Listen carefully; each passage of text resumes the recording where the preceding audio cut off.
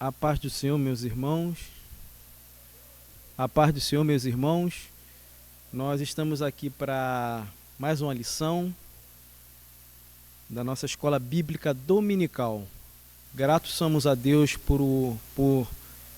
pela quarta lição do nosso segundo trimestre, lição de número 4, 26 de abril de 2020. Nós temos como tema desta lição a iluminação espiritual do crente. O nosso texto áureo está em Efésios capítulo 1, verso 17. Você que está com a sua revista, ou você que não porta a revista, mas tem a sua Bíblia, quero te convidar para nós fazermos essa leitura do nosso texto áureo. Aos Efésios capítulo 1, versículo 17, que diz assim: para que o Deus de nosso Senhor Jesus Cristo, o Pai da glória, vos dê em seu conhecimento o espírito de sabedoria e de revelação. A nossa verdade prática diz assim: a vocação do crente inclui a herança de preciosas riquezas conferidas aos eleitos pela grandeza do poder de Deus. E a nossa leitura bíblica em classe, ela está aos Efésios capítulo 1, do versículo 15 ao 23. Você também está convidado a nos acompanhar nessa leitura. Versículo 15 diz assim: pelo que ouvindo eu também a fé que entre vós há no Senhor Jesus Cristo e o vosso amor para com todos os santos, não cesso de dar graças a Deus por vós, lembrando-me de vós nas minhas orações, para que o Deus de nosso Senhor Jesus Cristo, o Pai da glória, vos dê em seu conhecimento o espírito de sabedoria e de revelação, tendo iluminado os olhos do vosso entendimento, para que saibais qual seja a esperança da sua vocação e quais as riquezas da glória da sua herança nos santos, e qual a sobreexcelente grandeza do seu poder sobre nós, os que cremos segundo a operação da força do seu poder, que manifestou em Cristo, ressuscitando dos mortos e pondo à sua direita nos céus, acima de todo principado e poder e potestade e domínio, e de todo nome que se nomeia, não só neste século, mas também no vindouro, e sujeitou todas as coisas aos seus pés, e sobre todas as coisas o constituiu como cabeça da igreja, que é o seu corpo, a plenitude daquele que cumpre tudo em todos. Amém? Nós louvamos a Deus por esse dia. Esta aula aqui será ministrada pela nossa missionária Dilma, que é uma das nossas professora de uma das classes da nossa escola bíblica dominical, e creio que a mensagem que irá ser aqui ministrada através da nossa irmã, ela vai ser de grande proveito, e que você possa abrir o seu coração para que você possa receber uma porção daquilo que Deus tem colocado no coração da nossa irmã para ela nos passar nessa manhã. Tá? Vou fazer uma oração para que Deus venha a estar com a nossa irmã na manhã desse dia. Querido Deus, eterno Pai, agradecido a Ti somos, ó Deus, por esse privilégio que o Senhor nos concede estar aqui nesse dia para ouvir, Senhor, mais um ensino da Tua palavra. Ajude, abençoa a Tua filha, que irá ministrar esta aula, Senhor. Ser conosco, nos ajude, nos abençoa cada aluno, cada professor e cada secretário, Deus. Nós colocamos sobre os Teus cuidados a vida da Tua filha. Ajude e abençoa no nome santo de Jesus. Amém. Missionária Dilma, por favor. Nós cumprimentamos a todos com a paz do Senhor. Para nós é uma honra, um privilégio muito grande estarmos aqui nesta manhã para ministrarmos esta lição, que é a lição de número 4, que tem por título A Iluminação Espiritual do Crente. Nós gostaríamos de fazer uma introdução a respeito da carta que Paulo escreve aos Efésios. É uma das cartas mais importantes que o apóstolo Paulo ele escreveu. Nós estaremos falando um pouquinho da cidade de Éfeso, da religião que era praticada ali naquela cidade. A cidade de Éfeso, ela era a mais importante rota comercial entre os países do Oriente e do Ocidente. Essa cidade ela era banhada pelo mar Egeu. Ela também estava entre as 4 maiores cidades do Império Romano. Era uma cidade muito rica e muito próspera. A maior parte da economia desta cidade vinha do comércio. Havia ali naquela cidade escolas de filosofia, havia também bibliotecas e havia um teatro muito grande que comportava cerca de 40 a 50 mil pessoas. A cidade também possuía um nível moral muito baixo e era muito comum a prática do ocultismo e também de magias. A religião ali praticada era a adoração à deusa Diana. Havia um grande templo dedicado a esta deusa e esse templo era considerado uma das 7 maravilhas do mundo antigo. Esse templo ele era todo feito de mármore branco e decorado com ouro. Era um templo muito conhecido em toda a Ásia e também na Europa. De acordo com a mitologia romana, Júpiter tinha uma amante com o nome de Latona.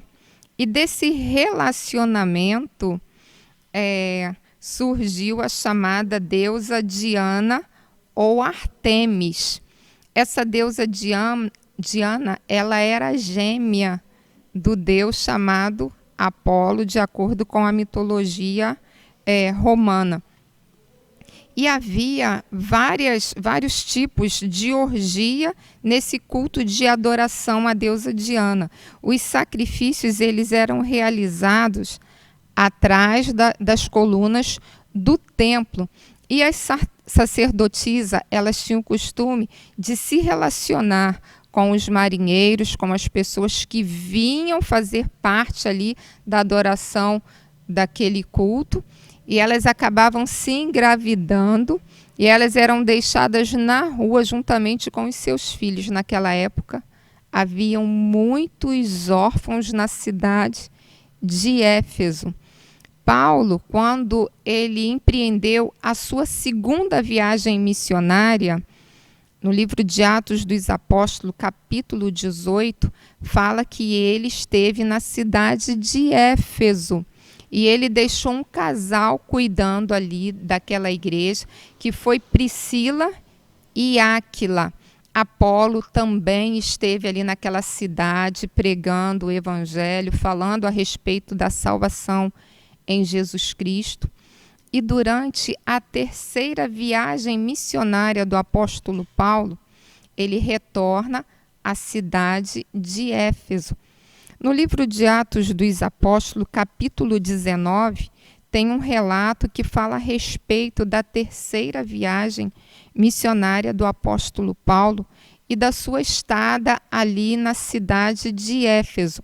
O texto diz, no livro de Atos dos Apóstolos, capítulo 19, versículo 11, que Deus, pelas mãos de Paulo, fazia maravilhas extraordinárias, de sorte que até os lenços e aventais se levavam do seu corpo aos enfermos, e as enfermidades fugiam deles, e os espíritos malignos saíam.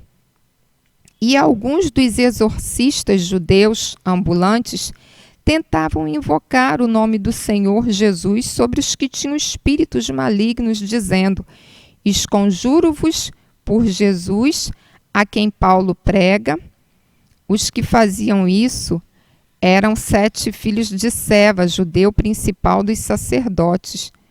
Respondendo, porém, o espírito maligno disse: conheço a Jesus, e bem sei quem é Paulo, mas vós, quem sois? E saltando neles, o homem que tinha o espírito maligno, e assenhoreando-se de 2, pôde mais do que eles, de tal maneira que nus e feridos fugiam daquela casa. E foi isso notório a todos os que habitavam em Éfeso, tanto judeus como gregos. E caiu o temor sobre todos eles, e o nome do Senhor Jesus era engrandecido. O texto fala que Deus, através de Paulo, ele começou a operar ali naquela cidade maravilhas extraordinárias. Começou a acontecer um grande avivamento na cidade de Éfeso. Mas como nós falamos aqui a respeito da deusa que era adorada ali naquela cidade, a economia vinha do comércio, principalmente de nichos que eram feitos de prata e de ouro, réplicas do templo e também da deusa Diana. Havia ali um ourives com o nome de Demétrio.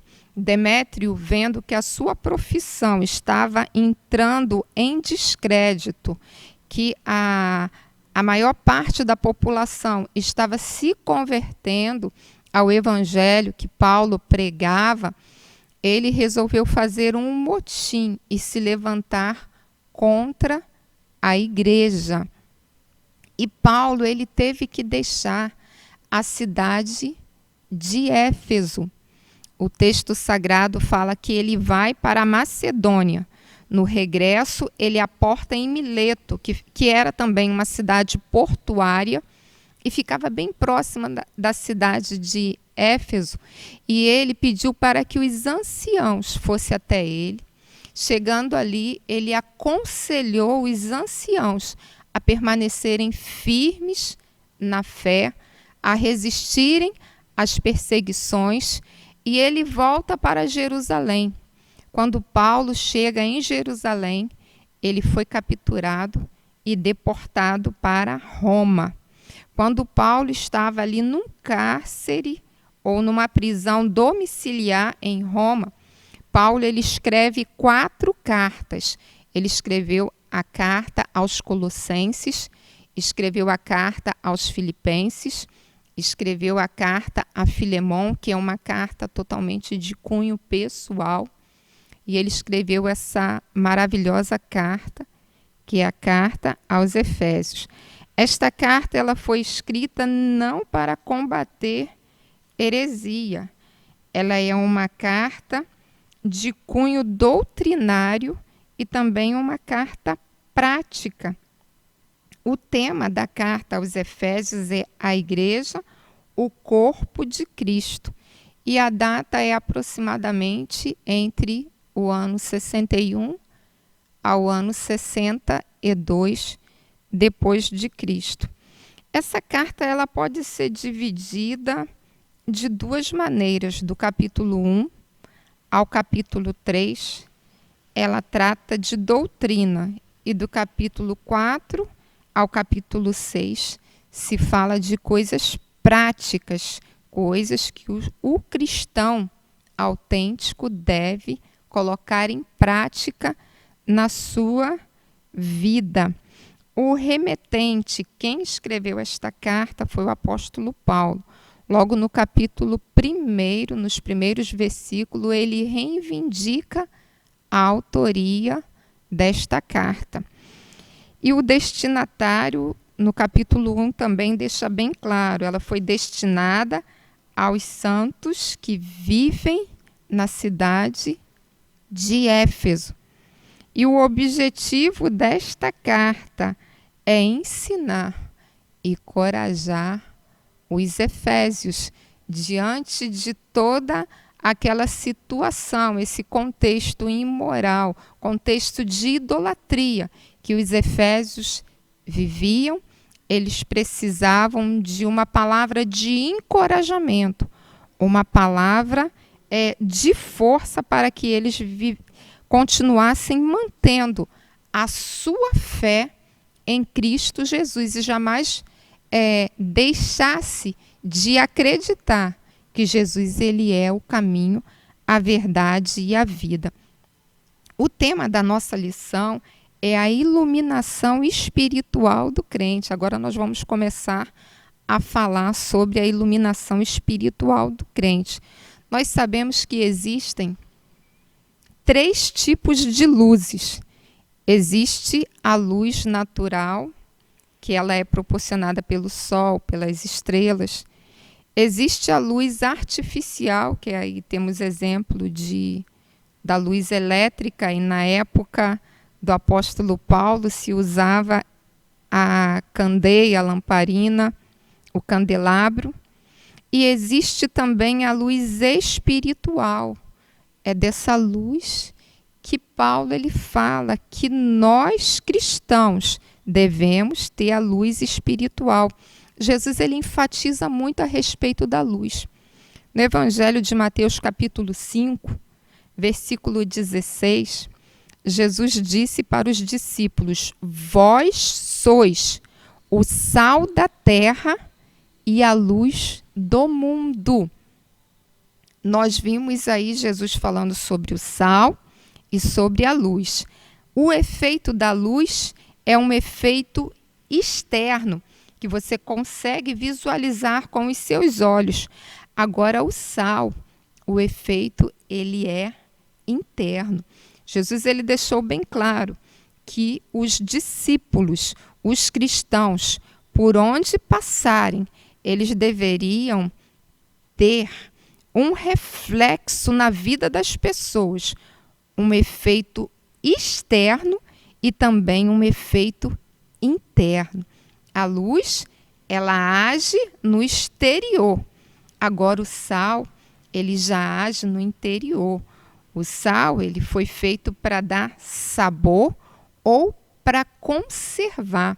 Da mesma forma, o cristão, ele deve fazer aí esse efeito de conservação da carne e também dar um sabor.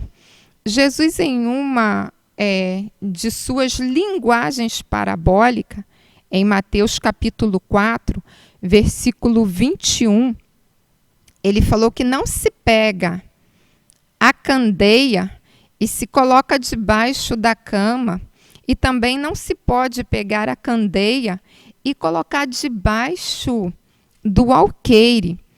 O alqueire era uma unidade de medida de cereal. Ou seja, Jesus ele falou, olha, a luz do cristão não pode ser apagada por causa do trabalho.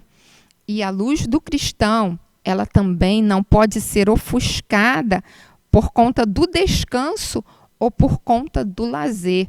O alqueire simboliza o trabalho.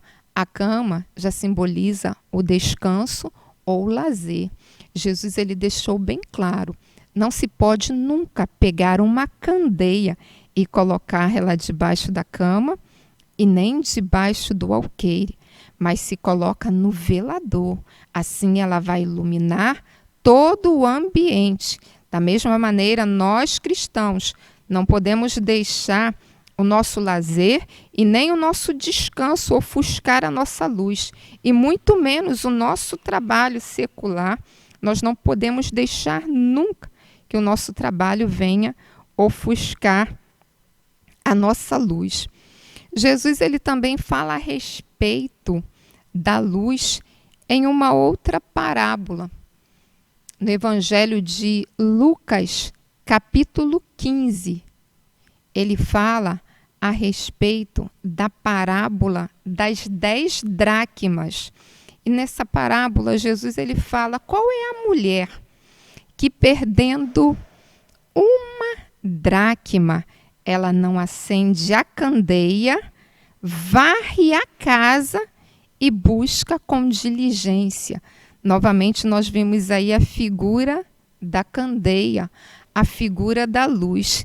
Para se encontrar alguma coisa que se perde dentro da própria casa, há necessidade da presença da luz, da candeia estar acesa.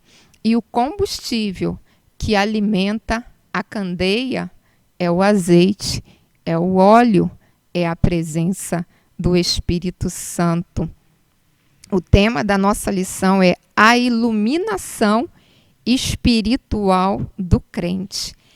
Aquilo que é o combustível para que a nossa luz venha a permanecer acesa, o nosso combustível é esse azeite que é o Espírito Santo. Em uma outra parábola, Jesus ele destaca nitidamente a presença da luz, que é a parábola das 10 virgens, em Mateus capítulo 25, a partir do versículo 1, Jesus ele disse que o reino dos céus é semelhante a 10 virgens que, tomando as suas lâmpadas, saíram ao encontro do esposo. 5 dessas virgens eram loucas e 5 eram prudentes. As prudentes, elas tomaram as suas lâmpadas e levaram azeite consigo. Herbert Lucre, em seu livro que se intitula Todas as Parábolas da Bíblia, ele fala que essas virgens era como se fossem as damas de honra, e elas tinham uma função específica, que era iluminar esse cortejo nupcial. O noivo, ele saía da sua residência e se direcionava até a residência da noiva, e no meio do caminho os convidados iam entrando nesse cortejo. Em alguns casos, a residência do noivo era distante da residência da noiva e começava a entardecer. E naquela época não havia luz como nos nossos dias. E para brilhantar esse cortejo nupcial, essas damas de honra, elas iam iluminando esse trajeto. Só que o noivo, ele se demorou um pouco e todas aquelas virgens se adormeceram. E à meia-noite ouviu-se um clamor: aí vem o esposo, saí-lhe ao encontro. E aquelas virgens se prepararam, e as 5 que eram prudentes tinham azeite em reserva e entraram no cortejo nupcial. Agora aquelas que eram loucas pediram azeite às prudentes, e elas responderam: não seja o caso que nos falte a nós e a vós, ide antes aos que o vendem e comprai-o para vós. E quando aquelas virgens insensatas, loucas, saíram para comprar o azeite, o noivo, ele passou. O noivo, ele chegou. Então, a condição para participar do banquete, a condição para participar das bodas, era a presença do azeite. E o azeite era o combustível que alimentava aquela lâmpada. Então, nós cristãos, para fazermos parte desse grande evento que a qualquer momento irá acontecer, a condição de nós adentrarmos nas bodas do Cordeiro é termos as nossas lâmpadas acesas. E onde a luz ela chega, ela tem a capacidade de dissipar toda a treva, todas as trevas.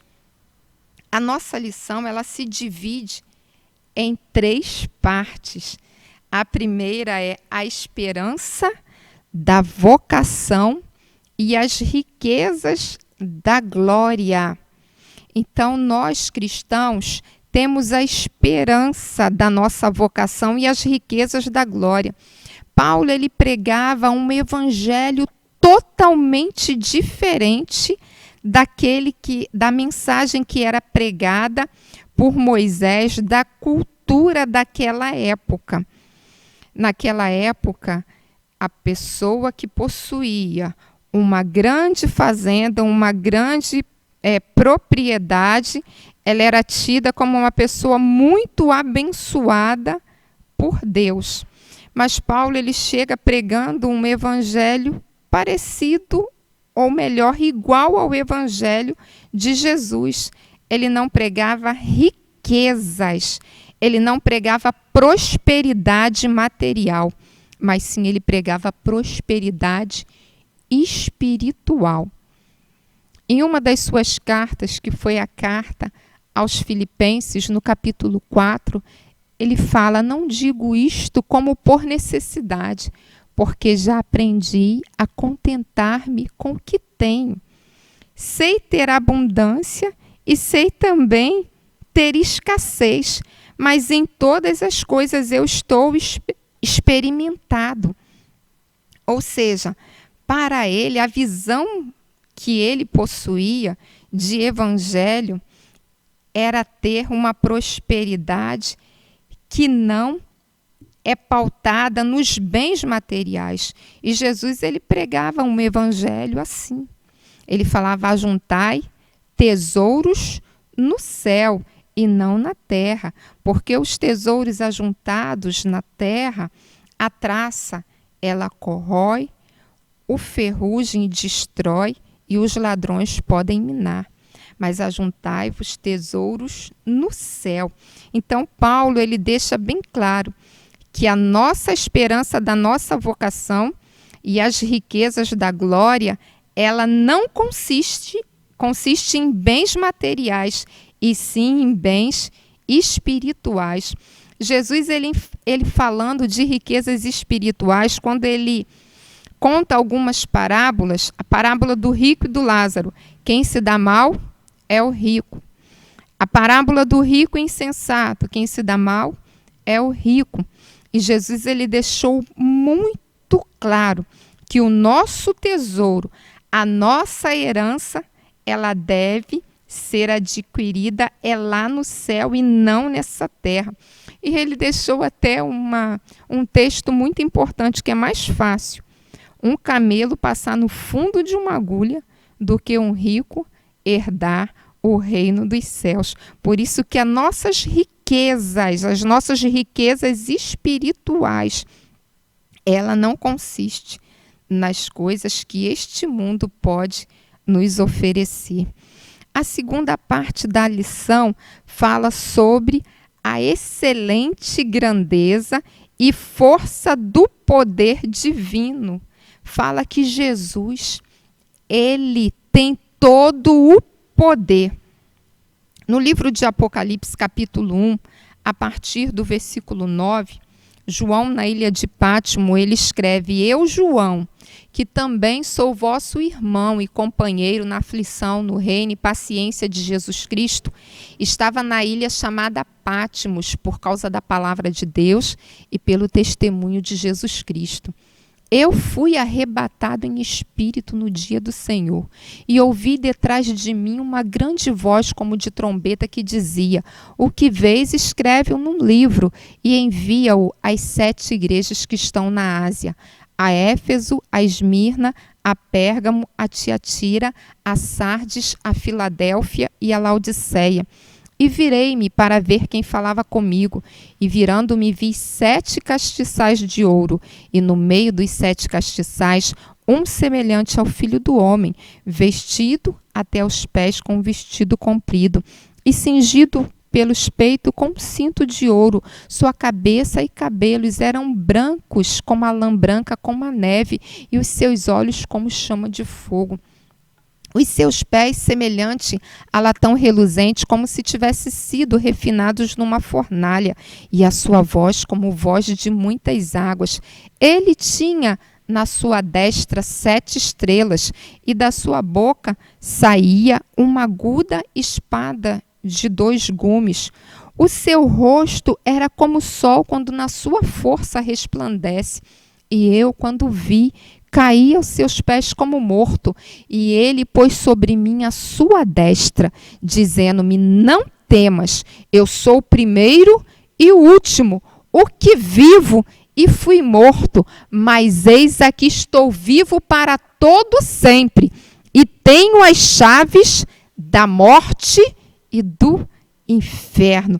Então Jesus, ele tem todo o poder nas suas mãos. Ele morreu, mas ele está vivo, e ele tem nas suas mãos, na destra, a chave da morte e do inferno. Ele detém todo o poder.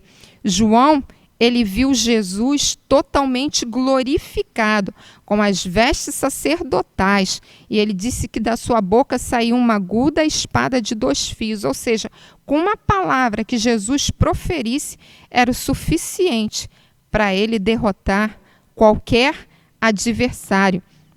Na primeira carta que Paulo escreve aos Coríntios, no capítulo 15, a partir do versículo 54, Paulo diz: tragada foi a morte na vitória. Onde está, ó morte, o teu aguilhão? Onde está, ó inferno, a tua vitória? O aguilhão da morte é o pecado, e a força do pecado é a lei. Mas graças a Deus que nos dá a vitória por nosso Senhor Jesus Cristo. Quem nos dá a vitória é o Senhor Jesus Cristo, aquele que nem mesmo a morte pôde deter. E a última parte da lição fala: Cristo, nosso exemplo de exaltação. Ele, Cristo, é o nosso exemplo de exaltação. Esta carta que Paulo escreve aos Efésios fala que Jesus, ele é a primícia dos que dormem, ou seja, ele foi o primeiro a ressuscitar dos mortos com um corpo glorificado para nunca mais experimentar a morte. Ele venceu a morte, e o mesmo vai acontecer com a igreja do Senhor. Paulo, quando escreve a sua primeira carta aos Tessalonicenses, no capítulo 4, ele fala desse acontecimento, que os mortos em Cristo ressuscitarão primeiro, depois nós, os que ficarmos vivos para a vinda do Senhor, iremos ao encontro do Senhor nos ares, e assim estaremos para sempre com o Senhor. Então a lição, ela se encerra aqui. Nós venhamos guardar esta mensagem em nosso coração. Temos a esperança das riquezas de glória, mas não glória terrena, são glórias celestes. Jesus, ele detém toda a força, todo o poder divino na sua mão. E Jesus, ele é o exemplo da nossa exaltação. Ele foi exaltado primeiro, e nós também seremos um dia, no retorno de Cristo em glória, nós também receberemos o nosso corpo incorruptível e estaremos para sempre com o Senhor em glória. Eu gostaria de agradecer essa oportunidade, agradecer o evangelista Almi e o pastor Reginaldo, que nos fez este convite. Que você venha ser abençoado com esta palavra, e nós agradecemos a oportunidade em nome de Jesus.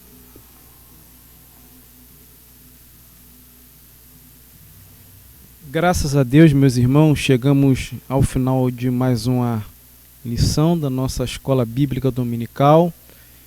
Que Deus abençoe a nossa irmã missionária Dilma, que de bom grado aceitou esse convite, e que Deus possa continuar falando de forma profunda no seu coração. Eu quero externar o nosso agradecimento a Deus por essa oportunidade. E eu quero fazer uma oração, irmãos, para o nosso encerramento, orando pelos aniversariantes, né, da semana de hoje. Que Deus abençoe os irmãos e que os irmãos possam nos acompanhar. Estaremos aqui, né, nós não sabemos até quando vai se estender esses dias de quarentena, né? Queira Deus que venha se acabar logo, mas tudo está sob o controle de Deus. Mas nós pedimos que os irmãos venham estar estudando a revista, nos acompanhando nas lives, tá? Que Deus nos abençoe em Cristo Jesus. Vamos orar, agradecer a Deus pela vida dos irmãos. Bendito Deus, eterno Pai, te damos graça a Deus por esse dia.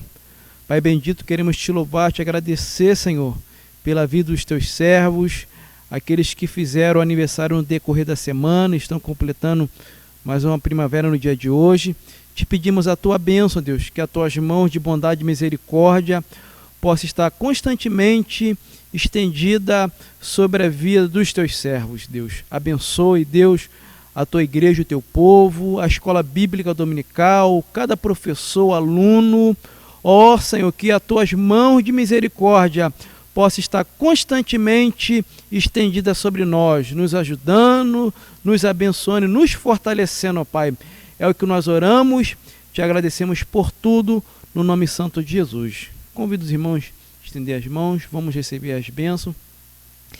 Que a graça do nosso Senhor e Salvador Jesus, o Cristo, o amor de Deus e a comunhão do Espírito Santo seja com todos que aguardam a vinda do Senhor, não só hoje, mas para todos sempre. Todos digam amém. Deus abençoe os irmãos em nome de Jesus.